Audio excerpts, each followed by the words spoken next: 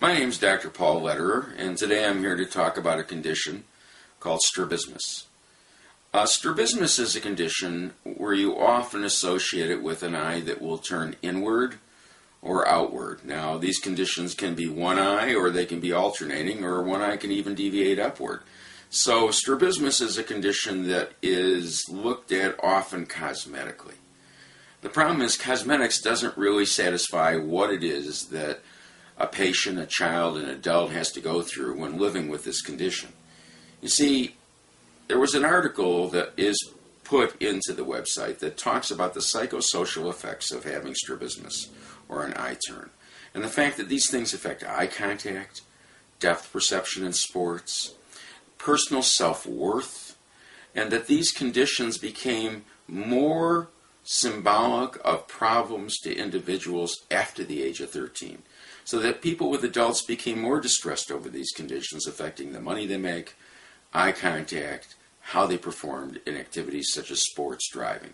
So I think what's important to discuss is not the fact that we do not acknowledge that these kinds of conditions can at times require surgery to aid alignment. But surgery does not assure and typically does not achieve a functional outcome. What do I mean by a functional outcome? Well, a functional outcome means that two eyes work together to improve stereopsis, the act of getting depth perception, where you are in space, where things are in relationship to you. These things often cause a child to move from T-ball with a stationary ball into difficulty with a ball where they have to judge where it is in space to catch it. Adults that have to drive. Children that have to learn how to ride their bike. These requirements of using both eyes together to understand where you are in space becomes a fundamental to child development. Even the act of a child knocking something off their table is often their ability to start to gain experiences about where things are with their newly achieved depth perception, which develops in the brain. But a lack of experience, an eye that turns, causes deprivation of these neural development cells. It does not mean that these things do not have plasticity and can be regained.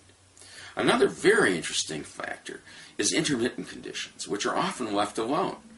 Intermittent conditions are things that really provide a more positive outcome, a better indicator to take advantage of. The problem is that intermittent conditions are rarely referred, and yet these conditions are really strabismics or patients that really have the ability to intermittently use their eyes together, but then often not. They may tend to lose their place more when they read and skip words and reread. They may have depth perception that's there and then not there.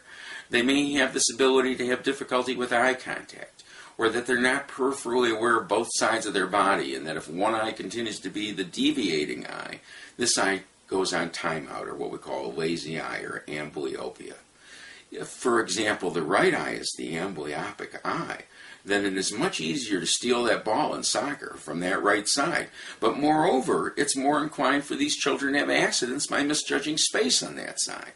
It's even more difficult for them in a classroom to be sitting on the left side of the classroom when it's their timeout eye, their right field of vision, that really has a deprivation of experience.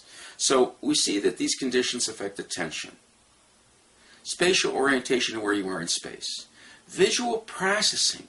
How, when you've not had normal depth perception, do you appreciate what lines are on a page that represent three-dimension perspectives, or block designs, or sculpture, so that non-experience often hampers the child or adult's learned experiences, and yet there is no reference to judge against. So this becomes the difficulty, the misdiagnosis of these problems that become so distressful. Surgery can be very helpful in some of these cases, but often mechanical alignment does not really assure functional gains. And sensory motor fusion and depth perception are the goals and can often be achieved without the use of surgery. So early intervention is important, but adults often have these conditions that are not very embedded, that are more easily treated, and yet I find very young children that are often very embedded and require surgery or other interventions of glasses and or contact lenses to aid correcting part of their prescription that has also played a big role on their performance in everyday life. So I think the important thing here is not the condition that exists or even a limitation in the condition. You see, if there's limitations, a limitation of muscle action when they look up to one side where one eye goes higher, it does not mean that we can't train the eyes to work in a range where their eyes do work well together, this path of least resistance. And to make sure the school and people that are handling these problems, whether you're at work, and the computer can be set in a position to be placed within that zone of comfort, and then better coordination can be achieved. And although there may be limits to that condition when looking to the left, it does not mean we can't improve the condition. In other words, how do we put the patient, the child, the adult, in control of their vision rather than their vision controlling their lives? And I think this is the goal of intervention. This is the goal of proper diagnostic evaluation.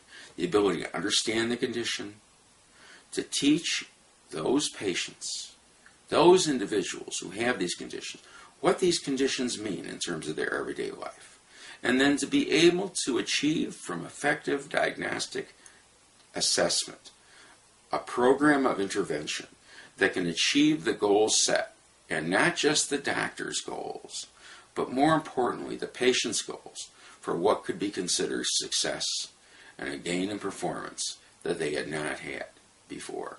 And this is the goal of what I enjoy doing, helping those that can be helped and improving their lives through getting their eyes more efficiently operating, perceptually performing, and the way in which this seems to affect all of these years, their self-worth and their potential for what they can do in their own lives.